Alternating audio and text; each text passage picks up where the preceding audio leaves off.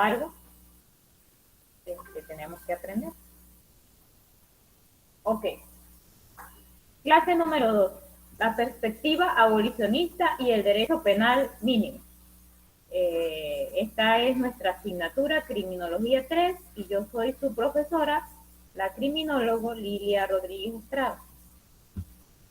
Vamos a iniciar conociendo el contenido que vamos a trabajar el día de hoy, el concepto, los tipos de abolicionismo, qué es el reduccionismo penal, algunos principios del abolicionismo, qué es el derecho penal mínimo, cuáles son los principios del derecho penal mínimo, el derecho penal de garantías, el derecho penal de tercera velocidad y cómo es la aplicación indebida de ese derecho penal de tercera velocidad.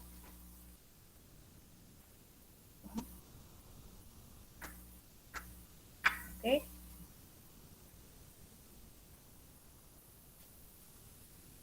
Abolicionismo proviene, o su raíz, viene de abolir. Abolir es eliminar, dejar de aplicar una norma, una práctica, una costumbre, una ley. Entonces podemos decir que abolicionismo lo vamos a entender como una doctrina que propugna la anulación de leyes, de preceptos o costumbres que se consideran atentatorios a principios éticos y morales. El término se aplicó principalmente a la corriente que propugnaba la abolición de la esclavitud, ya que considera a toda persona como sujeto de derecho en oposición a objeto de derecho. Vamos a entender que la esclavitud fue un proceso de la historia de la humanidad muy cruel, fue uno de los más crueles, diría yo, porque fue donde nosotros mismos como seres humanos concebíamos a otros seres humanos no como un ente sujeto de derecho, sino como objetos, como una mercancía que se podía vender, intercambiar, incluso asesinar, y no tenía voz ni voto. Casi como un animal, exactamente como un animal que se puede vender, comprar, golpear, y pues como él no tiene derechos, según la persona violenta que lo esté agrediendo, entonces le puedo hacer lo que yo quiera, ¿sí? Y tomando en cuenta de que incluso hasta los animales tienen derechos, en esta época histórica donde, y en diversos países donde se aplicó este tema de la esclavitud, ni siquiera siendo ser humano tenías derechos, porque eras un esclavo, perdías tu libertad y tenías que dedicarte a trabajar en una finca, en una casa, en donde fuera que te asignaran, contra tu voluntad. Pero en realidad debías hacerlo porque era el único estilo de vida que conocías. Entonces, eso era la esclavitud, básicamente. Como se necesitaba que esa práctica llamada esclavitud dejara de aplicarse, empezó a surgir un conjunto de movimientos abolicionistas, movimientos que pedían que dejara de existir la esclavitud como un derecho de unos sobre otros. Ese fue el primer momento en el que nace ese término o donde se aplica. Vamos a leer esta historia. Vamos a ver quién me ayuda a leer. Un voluntario, un valiente voluntario. Casey Mario. Adelante, Casey Mario. Bueno, no veo nada.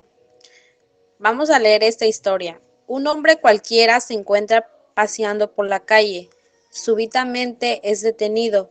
Las fuerzas del orden están convencidas de que el transeúnte se las ha insultado. El desafortunado suceso acaba con un inocente arrastrado por un proceso judicial que culmina inevitablemente con su condena a prisión. El sujeto era propietario de un pequeño negocio, pero, pero al salir de prisión sus clientes le dejan a un lado. Normal.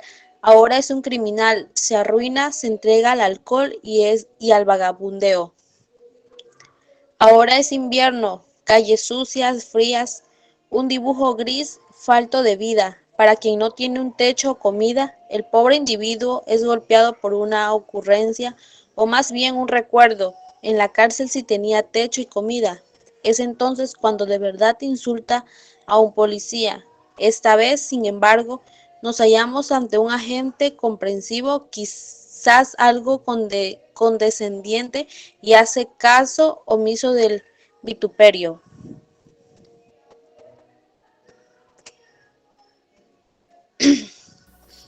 Ok, muchas gracias, Kate Merari. Acá tenemos entonces una historia que está en un libro que se llama Krakenville. Es un libro muy antiguo, pero que ya empieza a mostrar desde el punto de vista de la literatura lo injusta de la justicia, valga la redundancia, o lo injusta de la ley. Porque dice que es un hombre que simplemente estaba paseando por una calle, pero alguien ofendió o le gritó una ofensa a los policías que estaban por allí parados, al conjunto de integrantes de la fuerza pública. Y ellos sospecharon que fue él el que iba pasando. Entonces es detenido, arrastrado a un proceso judicial y condenado a prisión. Vamos a suponer que por unos meses nada más por el respeto a la autoridad. Pero resulta que esa persona que fue llevada para la cárcel de forma inocente, injusta, tenía un negocio y ya al salir de prisión fue etiquetado por sus vecinos, por su clientela, y dejaron de comprar en su tienda, lo cual lo llevó a la ruina, se entregó al alcohol y ya estando en las calles empezó el invierno. Cuando él estaba vagabundeando por allí, empezó el invierno y entonces, estando en esas calles sucias, frías y sin comida, el hombre pensó, bueno, en la cárcel yo tenía comida y techo, voy a atacar a algún policía, a gritarlo, ahora sí lo voy a hacer porque antes no lo había hecho y fue sancionado injustamente. Y ese policía me va a mandar para la cárcel y allá voy a poder comer y dormir tranquilo. Entonces resulta que esta vez, cuando él sí lo hace, voluntariamente, premeditadamente, el policía, al que grita en esta ocasión, decide ignorarlo y decir que simplemente es alguien, un indigente, alguien de la calle, y no lo es, y no lo detiene, y no lo lleva para la prisión. Simplemente hace caso omiso y el hombre sigue de indigente en las calles. Entonces vemos los dos momentos de la historia. En el primer momento, el hombre no hizo nada y es castigado. En el segundo momento, el hombre cometió la acción por la que fue castigado en un primer momento. Ahí sí la hizo en realidad y no fue castigado. Entonces vemos que es la misma acción, pero en un momento es castigada, en la otra no. Entonces allí está como lo delicado o lo subjetivo que es el derecho penal, ¿no? Que la persona que está allí en el primer momento para recibir una denuncia, para abrir un expediente, es la que va a tener en sus manos el poder de decidir qué es delito y qué no es delito. Me explico, me van a decir algo, no, profe, pero hay una ley que lo dice. Claro, hay una ley que dice que es delito y que no es delito, pero todo va a depender en un 50%, para ser equitativo, de la voluntad o de la discrecionalidad del agente de orden público. Es el que va a decidir, oye, si va a la prisión o no va a la prisión, merece prisión o no merece prisión. Entonces, ese agente del orden público, que en un segundo momento no quiso sancionarlo, tal vez aplicó, diría yo, de manera correcta la ley porque vio que no era algo de gran envergadura. pero el que estaba en un primer momento, no solo que le pareció que el hecho de que lo gritaran para poner, fue de gran envergadura, sino que agarró al primero que iba pasando y que era un hombre inocente. Entonces, no sé si entienden el ejemplo, si no, lo sigo explicando o continuamos. Hasta allí me entienden el ejemplo. A ver, ¿están allí? Sí, profa. Sí, profe. Ok, entonces tenemos que eso son las cosas que se deben abolir o erradicar dentro de lo que es la propuesta del abolicionismo.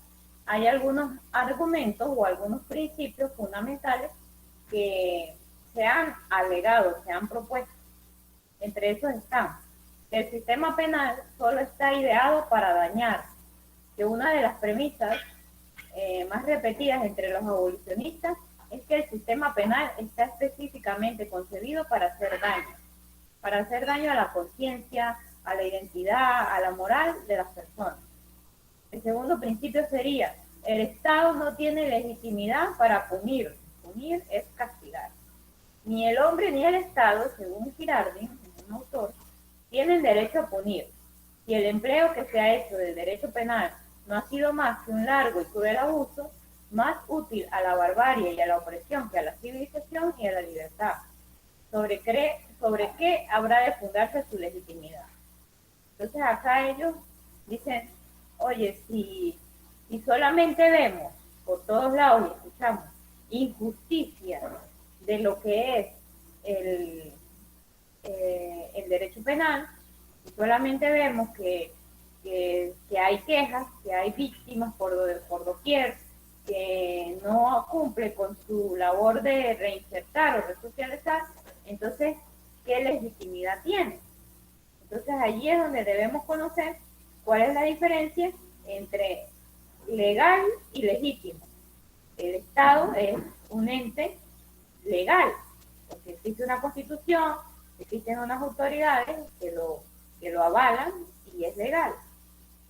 Pero les pregunto, ¿qué sería la legitimidad? ¿Qué le da el carácter de legítimo a algo?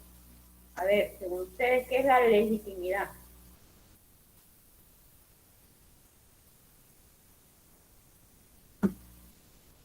Legitimidad.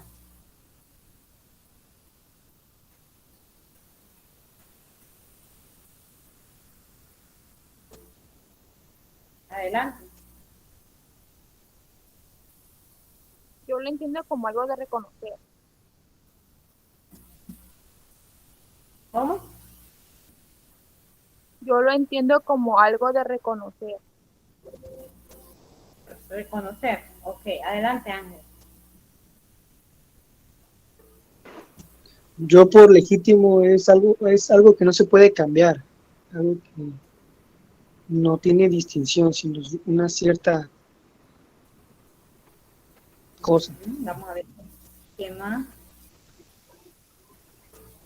Ajá, sí, playa. Como una condición. La condición. Vamos a ver. De legítimo. Ajá, de legítimo. A ver. Si yo digo que. Ajá, bueno, aquí hay otra. Ajá, Luis, dime. Que es algo establecido, maestra, o hecho para que sea, o sea, es algo ya, o sea, aplicado y que se tiene que hacer ante la ley, pues. Ah, bueno, pero hay una diferencia entre lo que es legítimo y lo que es legal. Ejemplo, eh, cuando un presidente es electo por la mayoría, eh, o porque así lo dice el organismo rector de las elecciones, dice, ok,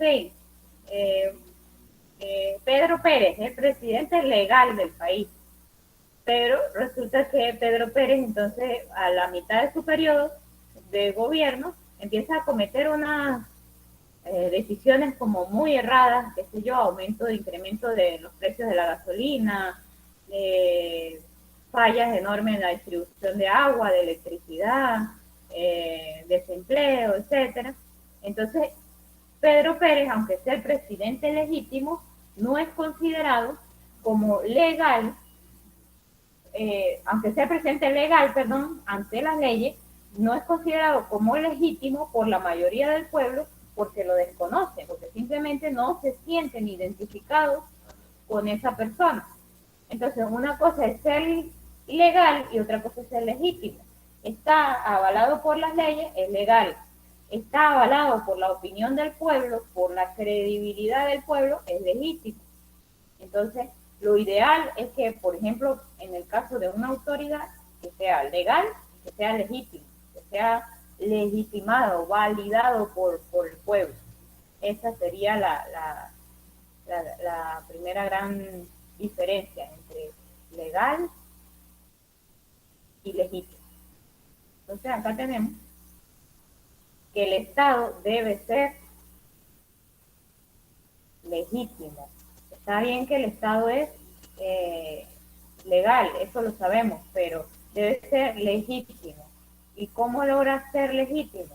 Bueno, que no cometa abusos crueles y largos contra la comunidad y que sirva para algo, que no sea puro para abusar del pueblo, para torturar, para oprimir a la civilización, a los ciudadanos, sino que sirva, como lo dice su palabra, para brindar protección social. Otro de los argumentos de los abolicionistas es que todo sistema penitenciario, sea cual fuere, desmoraliza a los guardianes y los hace crueles y tiránicos. Los guardianes, en este caso, serían los custodios penitenciarios, las personas que trabajan en las cárceles. Dice que todo sistema penitenciario los desmoraliza. Esto es parte mismo de la psicología, de la rutina, de un ambiente tan pesado, tan hostil como es la prisión. Desmoraliza a las personas que allí trabajan, los hace crueles y tiránicos, los hace sentir que ellos son dignos de ser respetados casi como un dios, como una autoridad inefable, y que los privados de libertad son simples escorias humanas, y esto no es así, pero es parte de lo que ocasiona este sistema penal que está organizado así hasta el día de hoy. Además, no brinda buena moral ni valores a los detenidos, sino que los hace cínicos e hipócritas. Entonces, allí tenemos la crítica principal a el sistema penitenciario, al derecho penal y al Estado como tal. Por lo cual los abolicionistas dicen que no debería existir el derecho penal. Pero hay tres niveles de propuesta. Tres niveles de propuesta con respecto al abolicionismo. Tenemos un primer grupo que dice que el abolicionismo se llama abolicionismo penal radical. Su máximo exponente es el criminólogo holandés Lou Husman. Él dice que en lugar de existir las leyes, debe reforzarse es la existencia de valores dentro de los ciudadanos o en los ciudadanos. Entonces, que los valores serían los que deberían regir la conciencia ciudadana. Tenemos otro grupo que postula el abolicionismo institucional, cuyo principal representante sería Thomas Mathiesen, reconocido sociólogo noruego. El abolicionismo radical pretende la desaparición integral del sistema penal. Por otro lado, este abolicionismo institucional lo que lucha es por eliminar las cárceles, además de los centros segregatorios. Es decir, que no deben existir ni cárceles ni centros de detención de menores, centros de prisiones, cárceles, cualquier centro de detención, que no debería existir. Esto es lo que postula el abolicionismo institucional. Y tenemos una tercera corriente u orientación de este grupo de abolicionistas que dice que el derecho penal se llama derecho penal mínimo. o también llamado abolicionismo jurídico penal, que no busca poner fin al derecho penal como un todo, ni a sus instituciones, pero sí lo que busca es limitar en la medida de lo posible el poder punitivo estatal, el poder que tiene el Estado para castigar. Su representante más notorio se llama Luigi Ferrajoli, y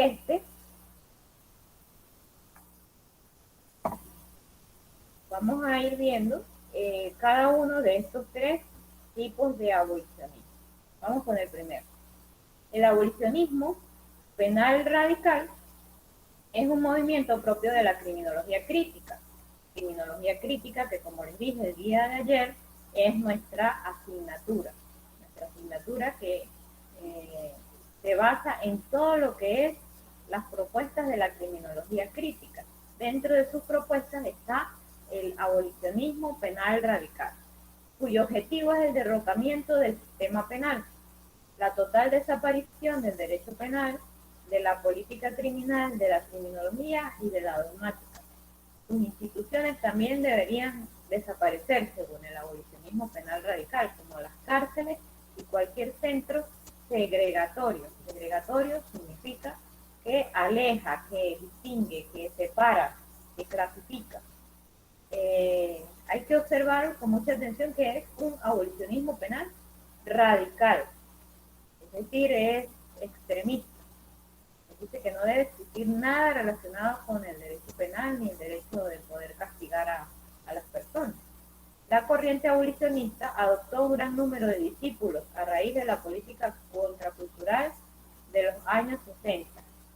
Esta política contracultural de los años 60 era de lo que estábamos hablando ayer, no sé si recuerdan, cuando llegó nuestra coordinadora. Yo les estaba hablando de las cosas que ocurrieron en los años 60. Déjenme ver por acá si consigo el micro para poder entender. Es que los años 60 son claves para poder entender todo lo que, o por qué fue que ocurrió ese surgimiento de esa rebelión contra el sistema, contra las leyes, contra las normas. Esos años 60 con su ebullición de nuevas culturas o subculturas, se le dice subcultura cuando va en una línea diferente a lo conocido hasta hoy día, ¿sí?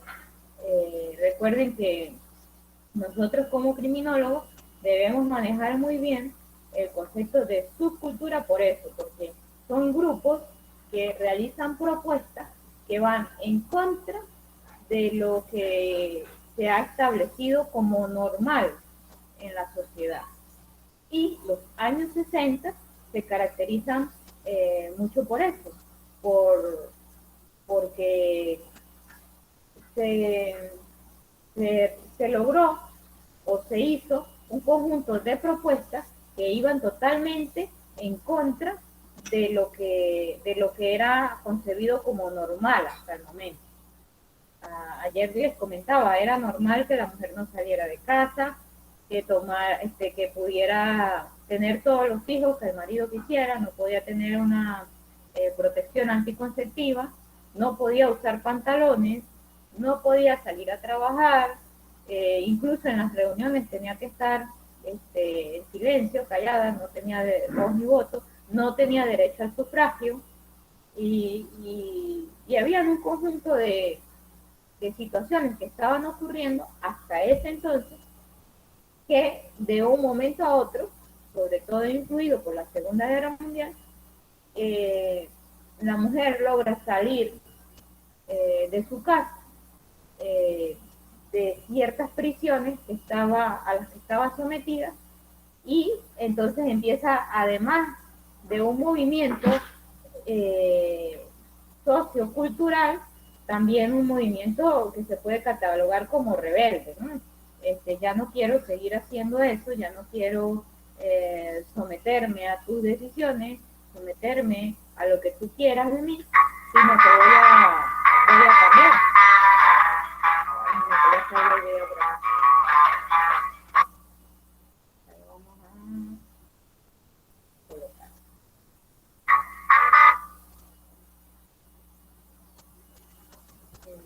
Entonces, quiero que lo vean porque es que esta es la clave para entender todos los demás temas que vamos a estar observando.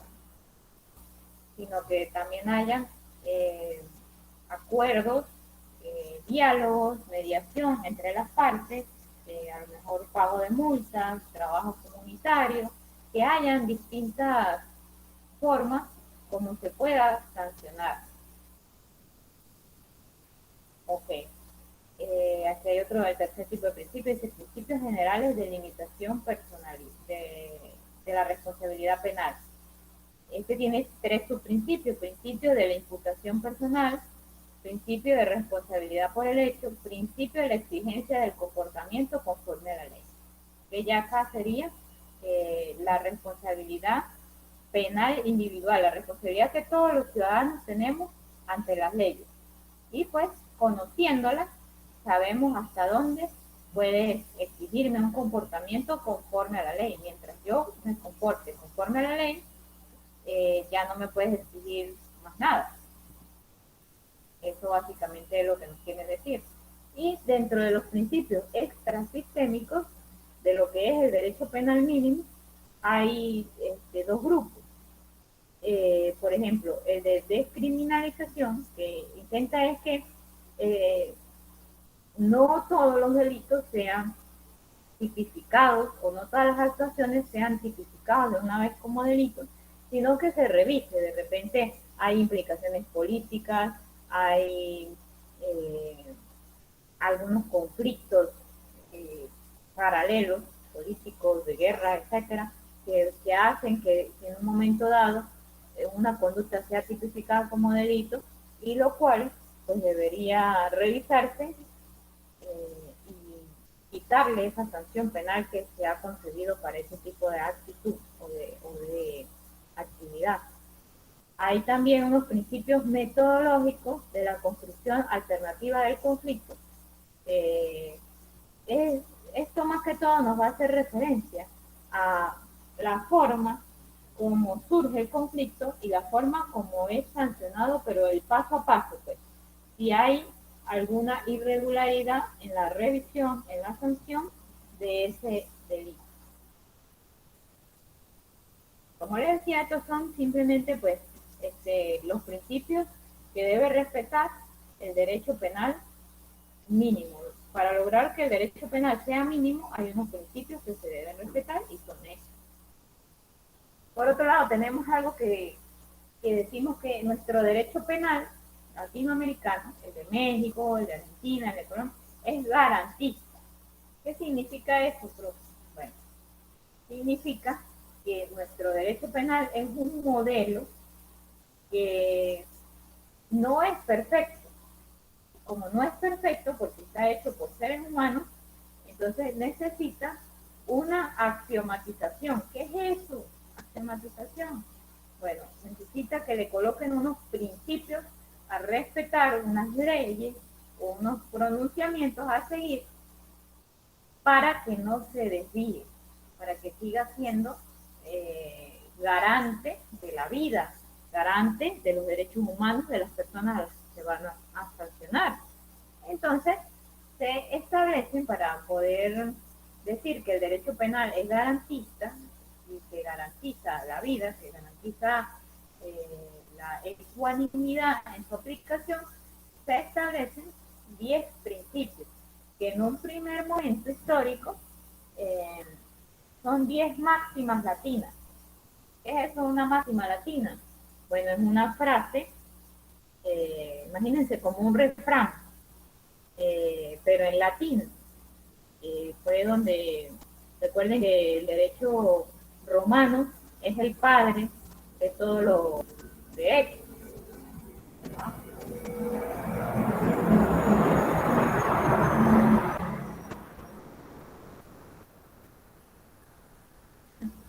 Es que hay un helicóptero del ejército dando vueltas cerca y no sé por qué.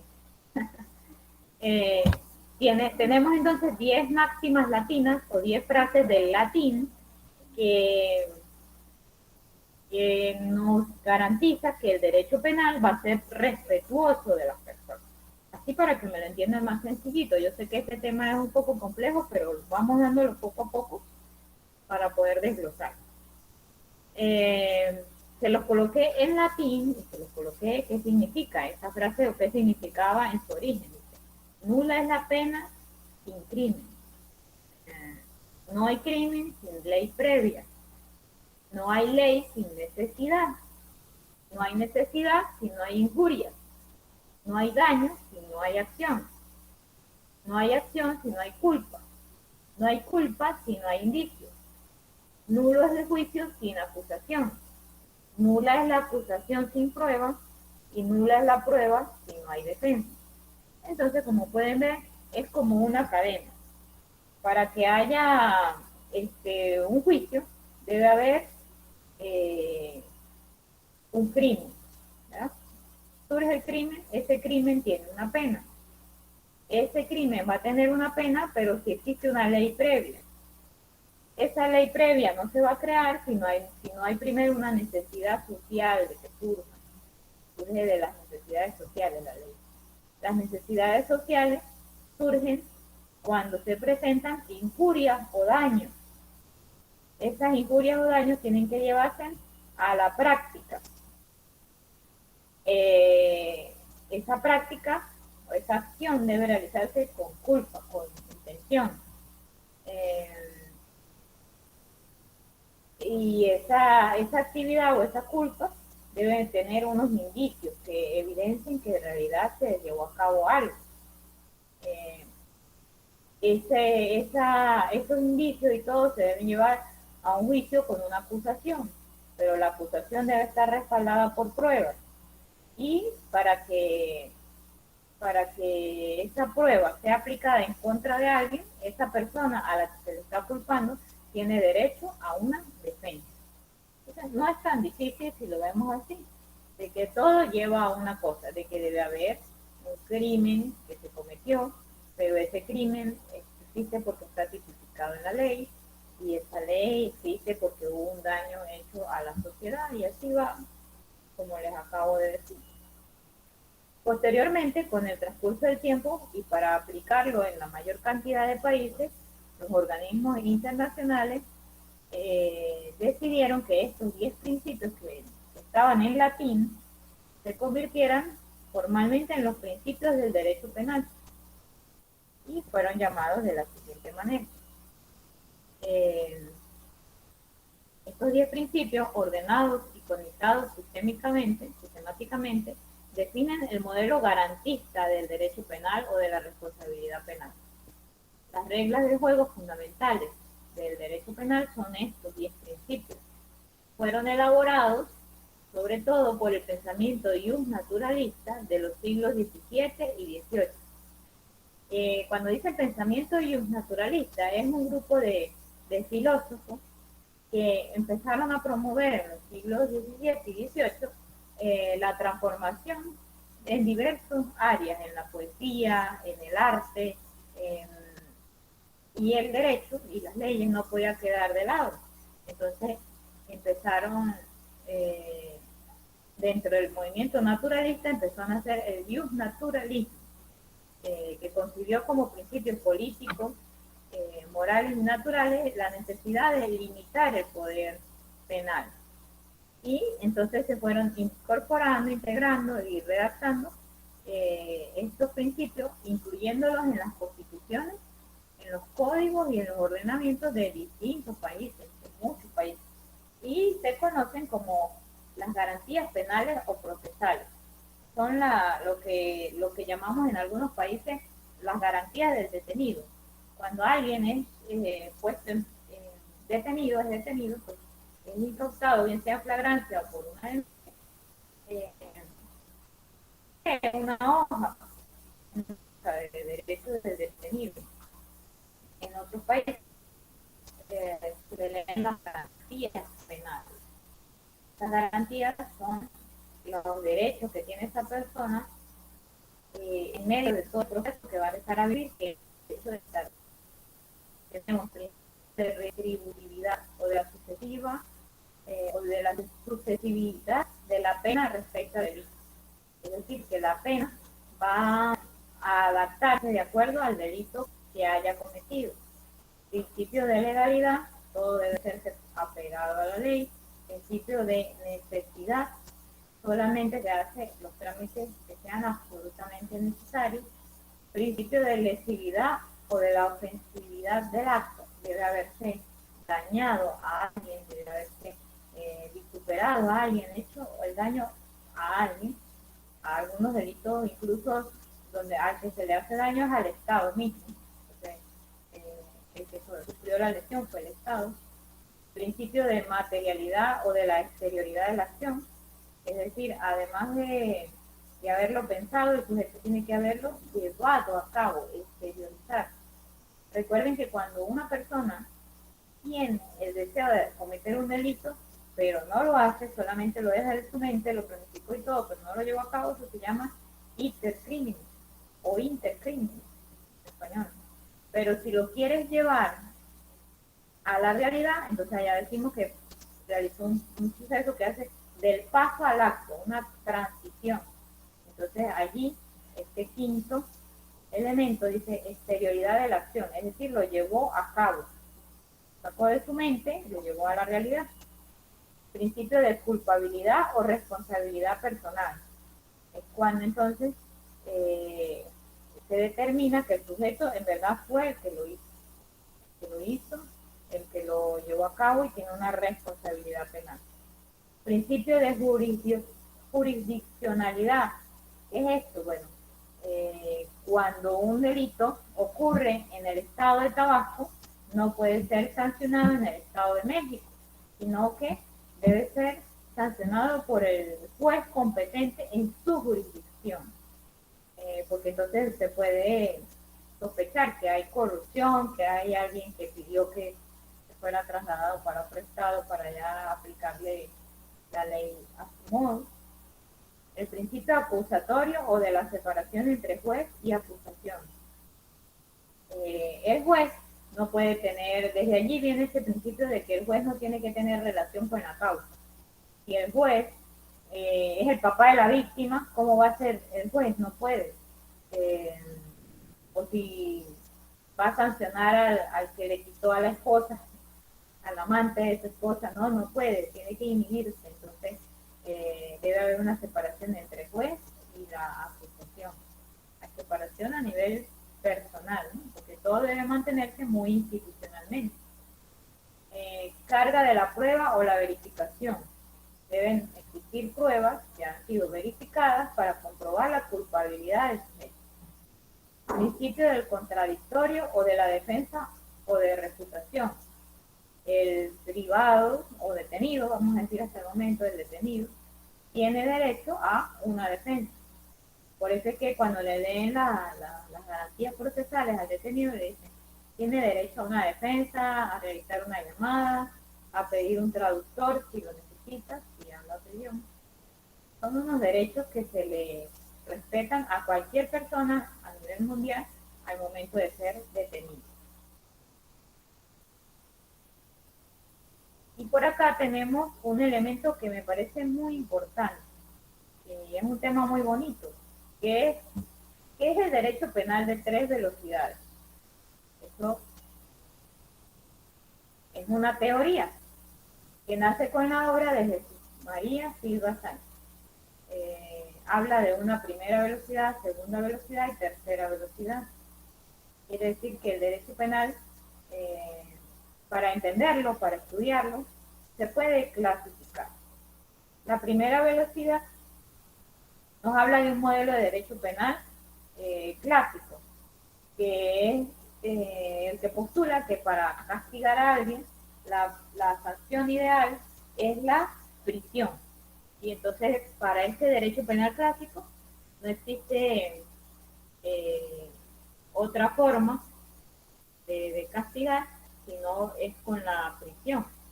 Es acorde a los principios del iluminismo, es decir, respeta las garantías penales que les acabo de mencionar, pero promueve que la prisión es la forma única para cancelar, para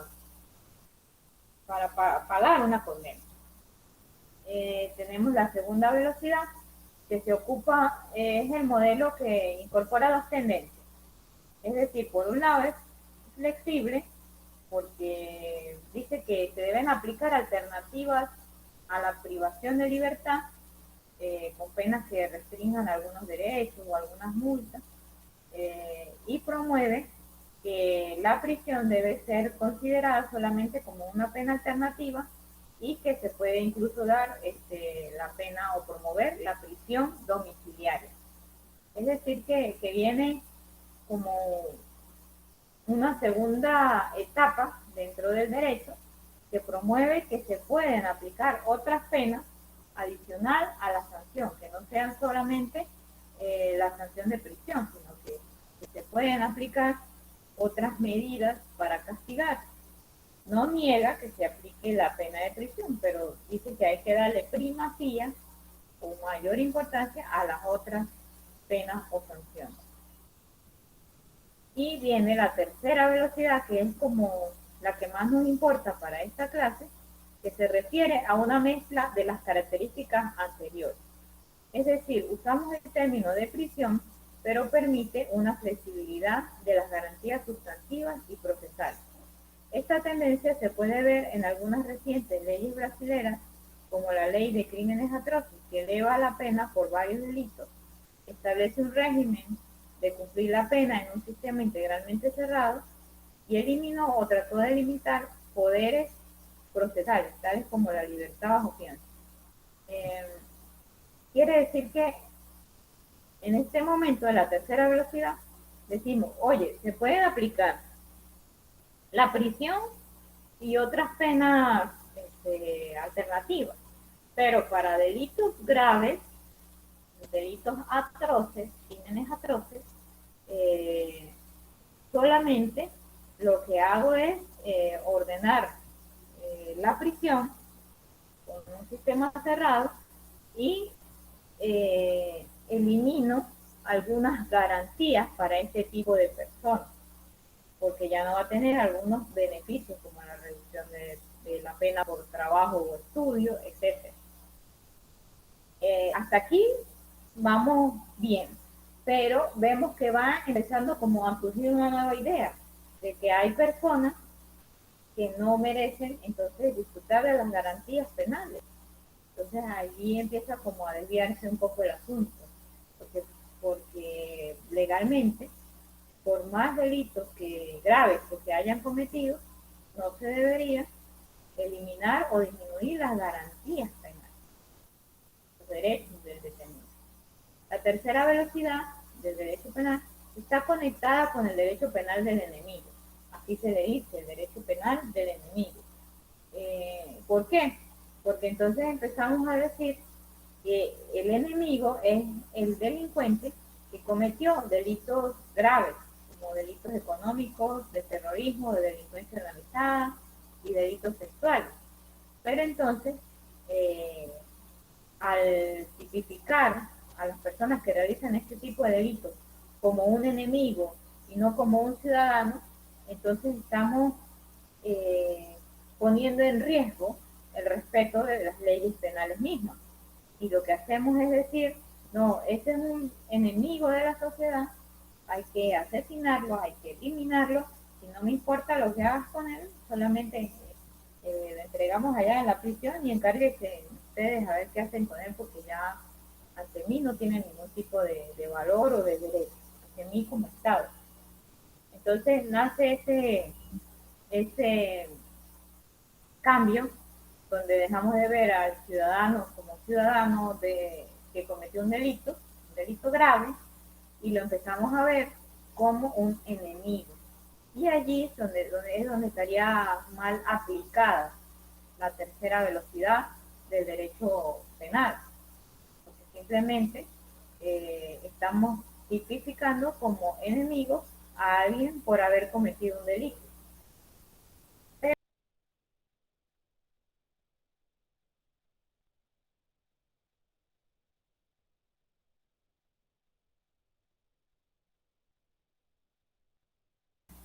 ¿Ok? Entonces, vemos, la idea es que entendamos dos cosas básicamente. Que hay dos modelos. Está el que promueve un abolicionismo penal radical, que se elimine todo lo que son las leyes, las cárceles, etcétera, y que reine solamente los valores y la voluntad de ciudadano de ser obediente, lo cual pues pudiera llevarnos de cierta forma a una anarquía, porque el ser humano por alguna razón necesitan leyes, que necesitan quien lo regule, quien le regule su conducta. Y está por otro lado el grupo de los garantistas, que dicen no hay que eliminarlo, simplemente hay que volverlo cada vez más garantista, que garantice la seguridad de la persona a la que está siendo sancionada, que garantice que va a tener acceso a un abogado para la defensa, que va a tener confianza en la evaluación de las pruebas por parte de los peritos criminalísticos, que garantice que el juez no va a juzgar de manera subjetiva, ¿no? y mezclando sus opiniones personales y sus decisiones con el juicio que esté llevando a cabo. O sea, hasta el momento yo creo que vamos, claro, tenemos la corriente abolicionista que dice no debe existir la ley, no debe existir la cárcel, no dice nada. Y el garantista que dice no, lo que hay es que reforzar los derechos de los imputados y regular el poder del Estado y de los jueces. Eso es básicamente la diferencia entre uno y otro. Entonces,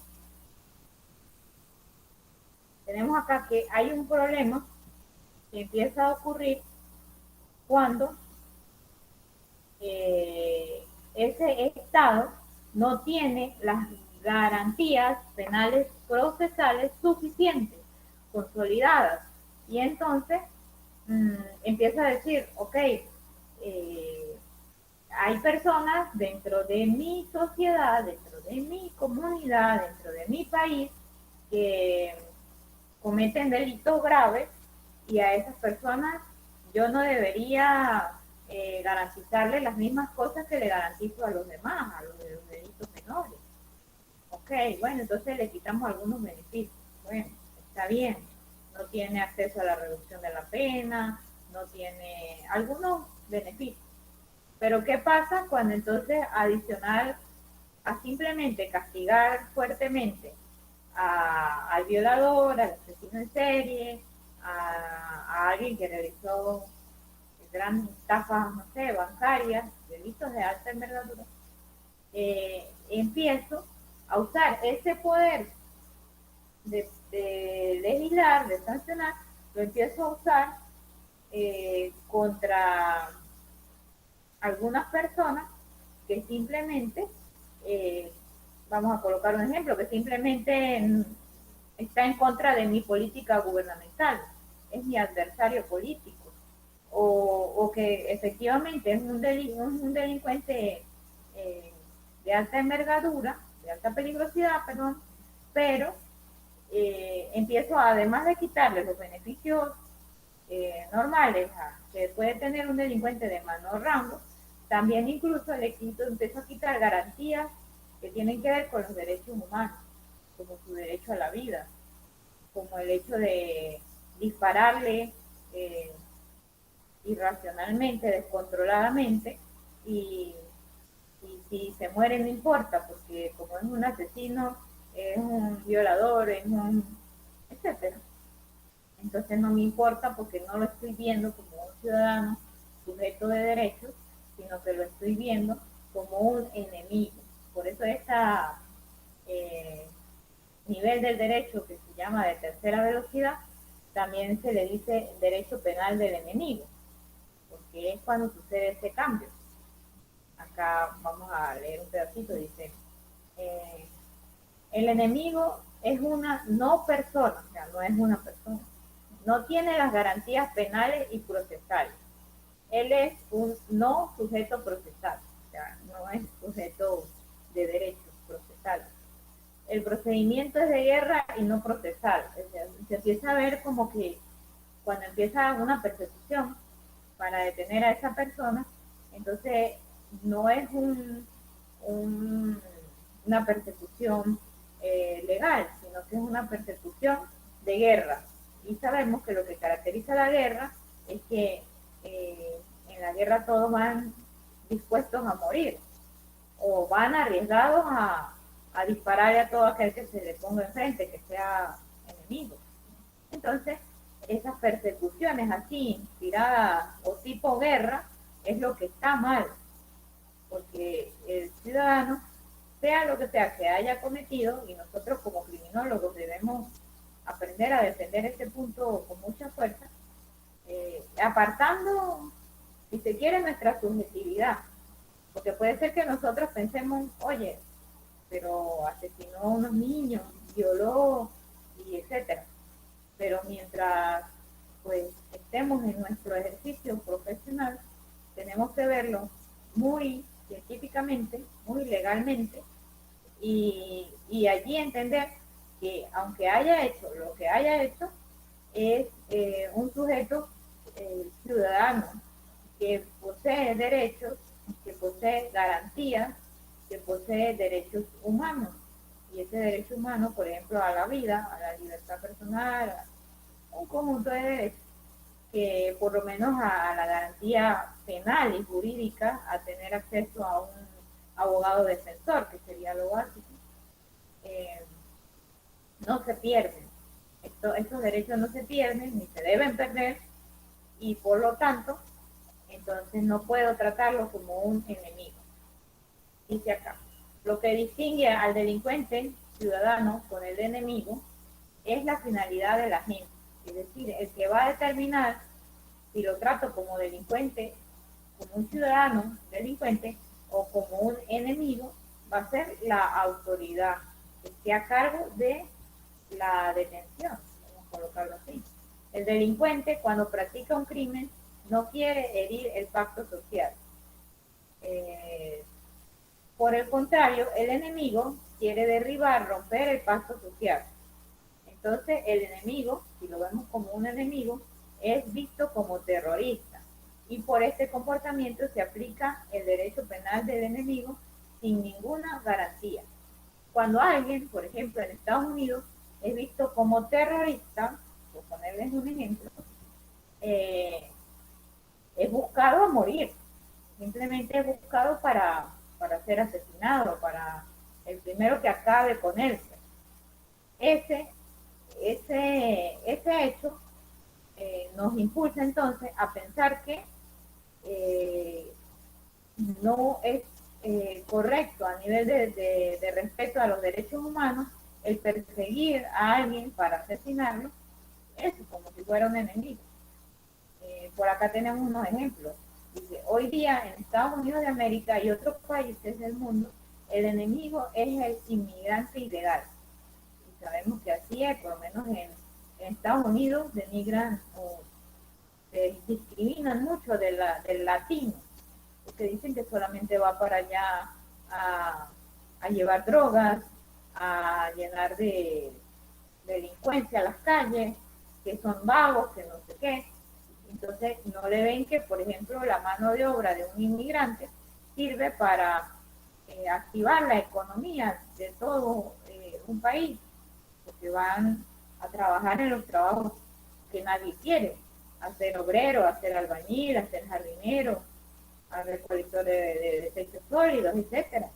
Entonces, en lugar de verlo como un enemigo, por ser inmigrante ilegal, debe verse como un ciudadano que, bueno, si no está al día con los papeles, está cometiendo un delito, pero más nada, no es un enemigo de la nación, ni rompió la tranquilidad del país, ni nada de eso, no es un terrorista. El problema es cuando se extralimita ese poder del Estado de calificar algo como terrible, como digno de desaparecer, de matar. O sea. En Italia hay un delito de clandestinidad, que básicamente es ese, de estar aquí como inmigrante y no poder aparecer. Otro derecho penal del enemigo se evidencia en la prisión de Guantánamo, donde sabemos que hay, que hasta la fecha todavía, presos políticos.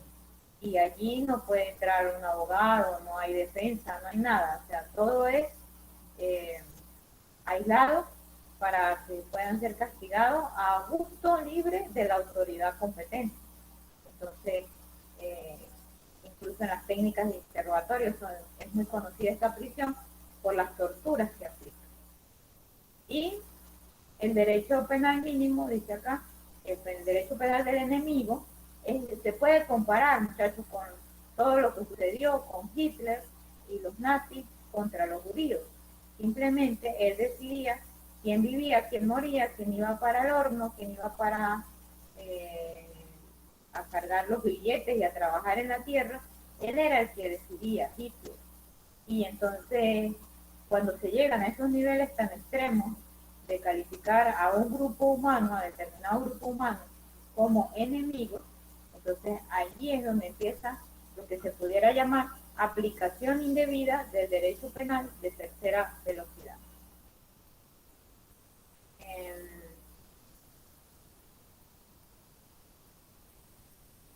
También hay un derecho penal del enemigo que se llama la cuarta velocidad, por acá lo tenemos. Dice, el tren del neopunitivismo o cuarta velocidad propone la eliminación de las garantías penales y procesales de estos criminales, utilizando como argumento para justificar su posición de que los graves daños realizados a los derechos legales supranacionales están protegidos por las convenciones y por los pactos internacionales y de derechos humanos. Es para delincuentes que sean representantes de las cúpulas o de los partidos políticos de los gobiernos democráticos que hayan cometido crímenes de lesa humanidad. Entonces, este derecho penal de cuarta velocidad, que sería un cuarto nivel, lo que viene a proponer es que los delincuentes que sí pudiesen estar excluidos de las garantías penales y procesales son los delincuentes que han cometido crímenes de lesa humanidad siendo funcionarios del Estado. Quisiera que ustedes pudieran conocer cómo fue la transformación de Dubái. Dubái es un país que era pues, extremadamente pobre, era un desierto, no tenía recursos, no tenía posibilidades de crecimiento económico, ni de posibilidades de brindar a su población ningún tipo de oportunidad. Y resulta que con la aprobación de la pena de muerte para los políticos corruptos, este país de manera impresionante logró su transformación, pero lamentablemente pues eso no es una práctica que se pueda decir que esté aprobada en todos los países del mundo. Sin embargo, ¿por qué les pongo este ejemplo? Porque ese derecho penal de cuarta velocidad promulga esto, que la eliminación de las garantías procesales o penales deben aplicarse es a los políticos que teniendo poder político, poder gubernamental, cometen un hecho de corrupción impresionante, pues, cometen hechos de irregularidades, delitos que van contra la misma humanidad y que de cierta forma violan los derechos humanos. Entonces, por eso es que pues se dice que deberían aplicarse este tipo de de leyes, o sea, hay quien lo promueve, más nosotros, como criminólogos, nuestro deber es estudiar, entender y captar que hay cosas que a los que no debemos estar totalmente cerrados, que pueden ayudarnos a transformar, pero que hay que estudiar muy bien el cómo se aplica, los pros, los contras y todo eso. Se los digo porque en el momento en que usted como criminólogo le toque estar en un puesto gubernamental y decidir si se aprueba o no se aprueba una ley, allí es donde te va a tocar, pues, si se quiere mostrar la calidad de criminólogo que eres. Vamos a ver qué fue lo que hizo Singapur, no sé, a lo mejor algunos lo habrán visto.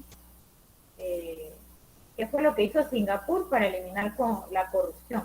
Y pues esto es el derecho penal de cuarta velocidad. Vamos a ver un poquito así. De repente no se los coloco completos, pero...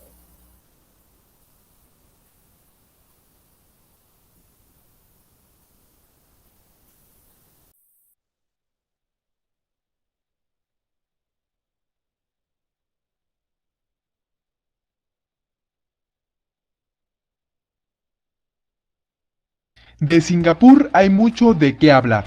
No solo es un país que con 50 años de existencia ya es una potencia económica y uno de los países más ricos del mundo, sino que además es más desarrollado que muchas naciones europeas. En educación arrasa prácticamente cualquier estado que se te ocurra, por lo que es fuente de innovaciones y avances tecnológicos para todo el mundo.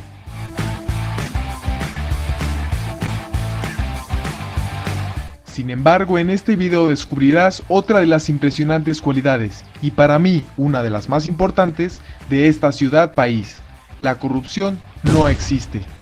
Tal como lo oyes, Singapur es de esos países en los que jamás podría sobornar a un oficial de policía, en los que jamás saldría libre un preso por influencias políticas, y en los que un funcionario público nunca podría robar de las arcas del gobierno para enriquecerse. Y si lo hace, será investigado y atrapado al instante. Todo esto es gracias al padre fundador y mentor de Singapur, Lee Kuan Yew, que implementó desde finales de los 50 en su país excelentes sistemas anticorrupción que a los hispanos nos vendrían muy bien hoy en día.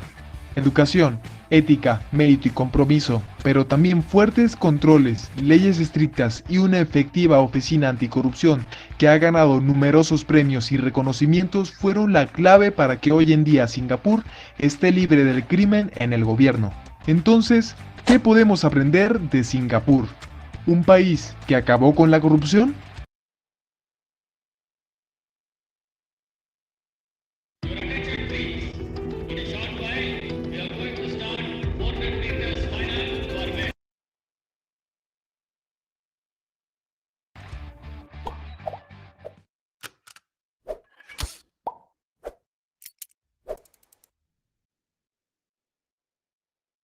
Verás, en 1959, Singapur acababa de celebrar sus primeras elecciones democráticas de autogobierno, independientes por primera vez de Gran Bretaña. Singapur dejó pues de ser una colonia británica. Fue entonces cuando el partido más popular y organizado, el Partido de Acción Popular, el PAP, formado por una serie de jóvenes singapurenses educados en Inglaterra y decididos a cambiar a su nación para bien y para siempre, ganó casi todos los puestos del parlamento, y su líder, Lee Kuan Yew, fue nombrado primer ministro.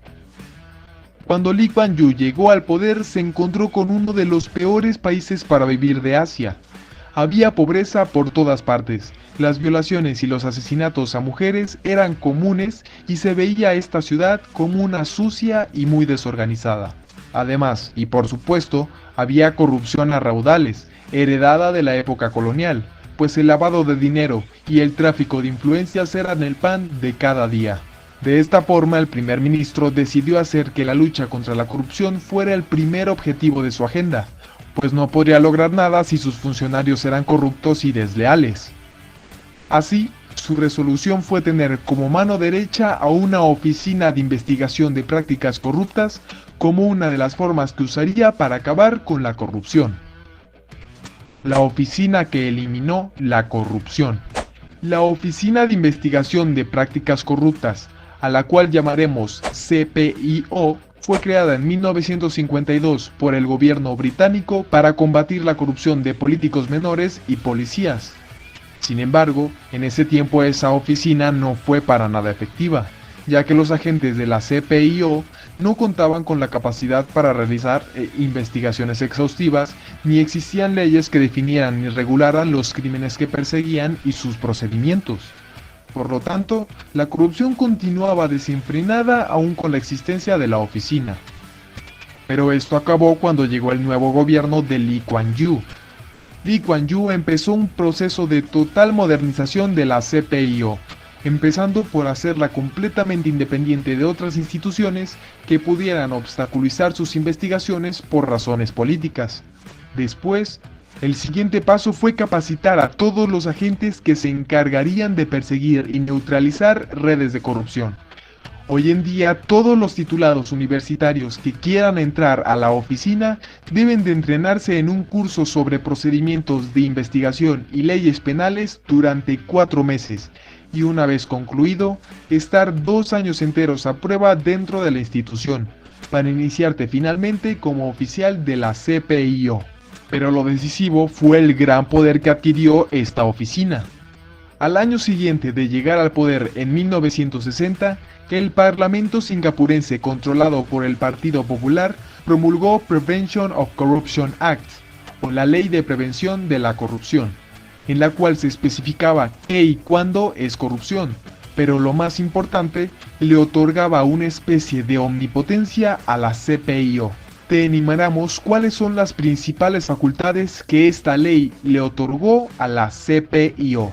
La oficina puede arrestar a cualquier funcionario sin ninguna orden judicial en el momento que sospeche que está siendo corrupto o que puede aportar información a una investigación por corrupción. La oficina puede investigar absolutamente todo sobre un sospechoso con una orden judicial, no importa si son documentos personales, cuentas bancarias, cuentas de compra o cualquier tipo de información que pueda existir. La CPIO puede revisarlo todo para recabar información. Cualquier persona que se niegue a otorgar tal información bien puede ser multada por hasta más de $1,500 y ser encarcelada por hasta 1 año. La CPIO puede confiscar cualquier tipo de bien, ya sea inmaterial como dinero o material como casas y autos, si se sospecha que son productos de una actividad corrupta.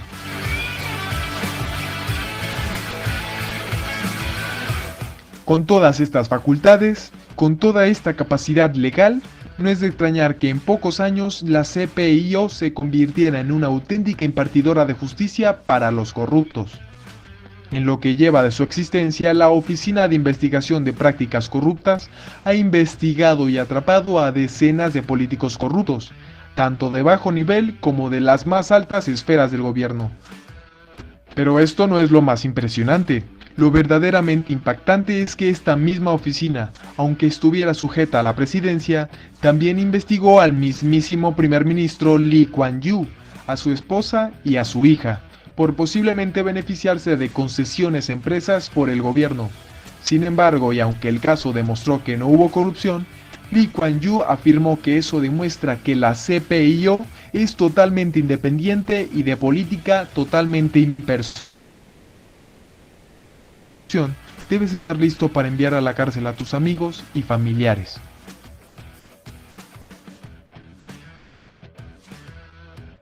Meritocracia, justicia y disciplina. A pesar de todo, la Oficina de Investigación de Prácticas Corruptas es solo uno de los factores que han hecho de Singapur un país anticorrupción. Junto a la CPIO, el sistema de justicia en Singapur, que son los jueces, fiscales y policías, es muy independiente del presidente o el Congreso, al igual que el resto de organismos del gobierno, por lo que así queda garantizado que aquellos que enfrenten la justicia no queden libres de condena por razones meramente políticas, y esto es muy importante a la hora de evitar la corrupción. Sin embargo, nada de esto es comparable a la cultura de meritocracia singapurense. Desde que el Partido de Acción Popular iniciara su gobierno, formó en los singapurenses la cultura de la meritocracia, que es el medir el valor de una persona basándose en sus logros y alcances.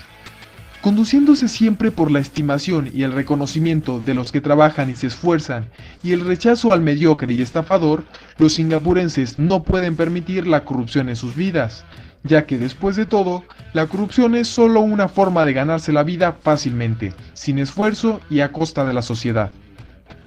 La meritocracia se convierte de esta manera en el bastión, en la piedra angular, en los cimientos de esta cultura e historia de tolerancia cero con la corrupción que tiene Singapur, algo que necesitamos los pueblos hispanos inmediatamente.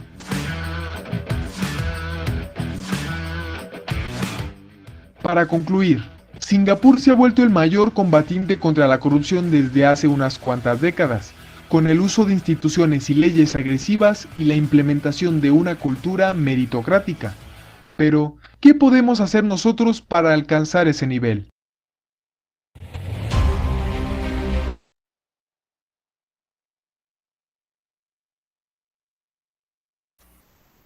¿Ok? Entonces, allí vimos cómo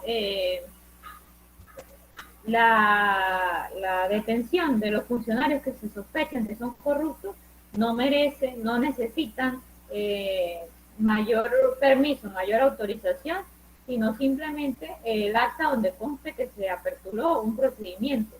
Pero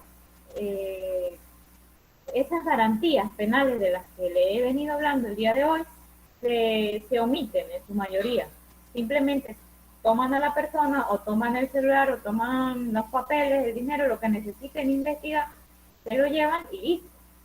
Entonces, ahí es donde está el meollo del asunto, ¿no? Entonces, es bueno eliminar el conjunto de garantías penales para unos grupos en específico porque están cometiendo delitos graves, o es malo porque entonces le estamos dando demasiada libertad al Estado para que detenga, incaute, averigüe a quien quiera.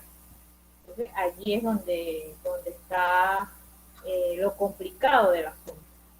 No sé qué opinan ustedes, si alguien quiere opinar, ya voy a tener acá la grabación para que opinen.